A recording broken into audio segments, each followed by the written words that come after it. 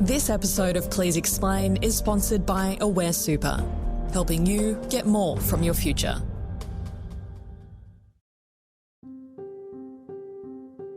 From the newsrooms of the Sydney Morning Herald and The Age, this is Please Explain.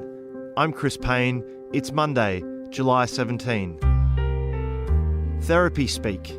It's an umbrella term for any kind of psychological phrasing, and it's not a new concept, but it's certainly becoming harder to ignore. From terms like gaslighting to love bombing, from holding space for some friends to protecting ourselves from toxic others, therapy speak has changed the way we discuss our most intimate relationships. And therapy speak is in the spotlight right now after pro surfer Sarah Brady released alleged text messages from her former partner, the actor and comedian Jonah Hill.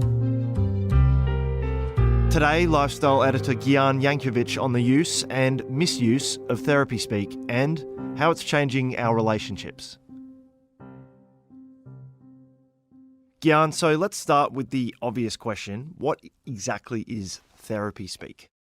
Yeah, so therapy speak is a kind of umbrella term for words and phrases that have been pulled straight out of a psychological context. So, for example, there are words like triggering, toxic, abuse, but there's also phrases that help define behaviours that people in the past might not have properly been able to categorise. Things like gaslighting, love bombing, emotional labour. I've heard therapy speak referred to as the HRification of language, which I love. And I think that kind of nods to phrases like, I don't have the bandwidth right now, or I'm doing the work, or I'm holding space for someone. Like, they're all great examples of therapy speak. Gyan, I just wanted to quickly ask you to define for people who may not be familiar with these terms but are starting to read them what some of these things mean, specifically gaslighting, love bombing and emotional labour. Yeah, of course. So according to experts, gaslighting is a form of manipulation where one person is trying to create a sense of doubt, uncertainty and confusion in the other person, usually in order to control them. Love bombing, according to our experts, often occurs at the start of a relationship. So it's a situation where one person will really overwhelm the other with things like gifts, compliments, exaggerated displays of affection. And the intent of this behaviour isn't necessarily as good as it seems. It can often be another means of establishing control. And when it comes to emotional labour, we're talking about the effort required to maintain a relationship and the kind of emotional hurdles that someone has to jump through to keep a relationship steady and in a good place. Some of these terms, and you mentioned a few of them right there, but self-care, boundary setting, holding space, they've really started popping up a lot in recent years, from particularly on social media to serious publications. When did we start talking about ourselves and to each other like therapists? I mean, through the pandemic, we know that more people reported struggling with their mental health. Tonight, the impact of what's being called the shadow pandemic, the devastating blow COVID is having on our mental health. I think with that, there was an uptick in people seeking either mental health services or seeking conversations about mental health services. Each week in Victoria, 342 children aged under 17 have been admitted to hospitals suffering mental health emergencies. And with that, of course, comes what we know as therapy. We are seeing more and more young people actually needing counselling. I don't think there's one reason. The pandemic, uncertainty about climate, stresses that are happening in families. Demand is so high. So, for example, on TikTok, the therapy hashtag has something like 16.3 billion views. I could be the therapist for every other person who asks me to be their therapist on this app. It makes me so happy that you guys feel connected to me or feel like we would be a good fit. And I know that is so important when you're looking for a therapist. A huge part of success. For me personally, I always find like the way that we talk about therapy and therapists feels very American, in that in Australia, we don't necessarily refer to these kind of professionals as therapists. We're more likely to refer to them as psychologists. But in this real, very online, very pop culture driven, very celebrity driven conversation, it comes across as therapy. Yeah, it's almost like everyone has a therapist the way that they do in the movies. We're talking about it right now, particularly because last week, the pro surfer Sarah Brady, who's Jonah Hill's ex, shared on social media a series of alleged text messages that she says took place between the two of them while they were dating. What can you tell us about these texts and why it's led us to this discussion? Yeah, so earlier this week, Sarah shared some screenshots of texts that were allegedly sent from Jonah while they were dating.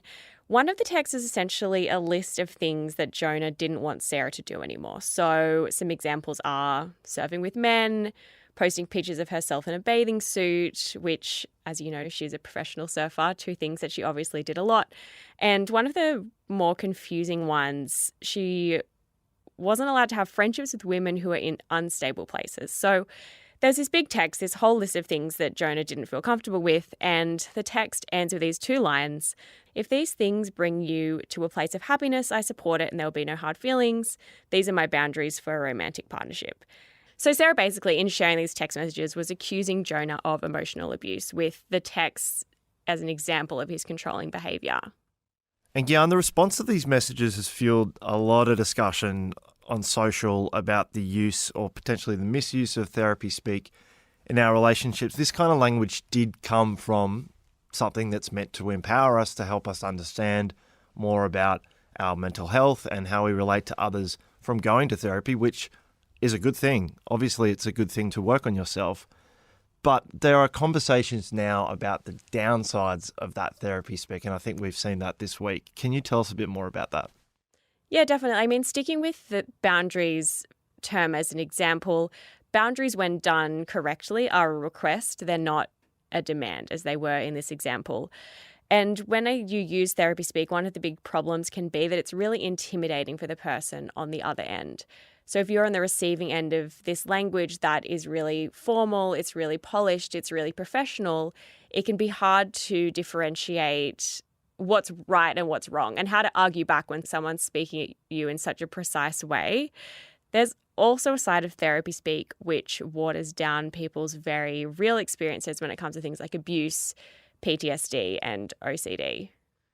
I want to ask you about boundary setting. And look, you don't have to have gone to therapy to understand boundaries or to talk about boundaries. What does actually a healthy boundary look like? Yeah, this is something that we spoke a lot about to the experts we interviewed for our story. And one of the things that they both emphasised was that boundary setting, when done right, is collaborative, and these boundaries evolve over time. So the two experts that we interviewed recommended asking a few different questions before setting a boundary with a partner. And these included things like, what is the purpose of this boundary? What do I hope to achieve by setting it? Is it fair and reasonable? And is it going to negatively impact my partner in some way or take away any of their rights? Okay, so it's less about, hey, my boundaries are you can't do this, this and this. More, hey, this is kind of what I need in this situation. Maybe it's like I need to take time to cool down in an argument or something like that. Yeah, exactly. That's a great example. I think it's something that has benefits for both people, and it's not something where one person's getting the short end of the stick or doesn't really understand why they've all of a sudden got all these barriers put up around them. So stepping back, why do you think therapy speak is having such a moment right now? And what do you think it says about us and the kind of cultural moment that we're having? I really think that people are just desperate to understand themselves and the people around them better. And I think that for many people, therapy speak helps them with that, because all of a sudden they have words and phrases that explain things that they've been feeling or experiences that they've had in the past. I think that the more that we understand the value that lies within our relationships, whether they're romantic or platonic, the more that we want to better them. And in bettering ourselves, we have been taught that going to therapy is a great way to better yourself. It's a great way to understand yourself more and, feel better about yourself. And so people are kind of taking the lessons that they've learned there internally and thinking, okay, how can I replicate that dynamic between me and my therapist with me and my best friend, me and my partner, me and someone in my family? Gyan, thank you so much for joining Please Explain. Thank you.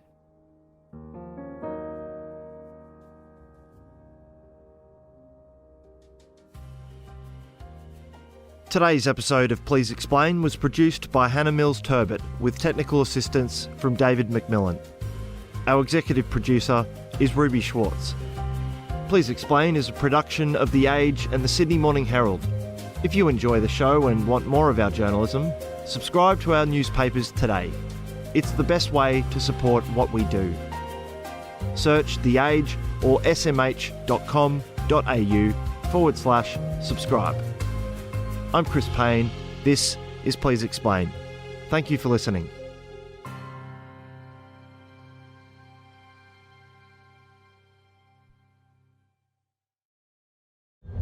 This episode of Please Explain was brought to you by Aware Super. With super advice and super returns, Aware Super is super helpful. For more information about Aware Super, including their PDS and TMD, visit aware.com.au.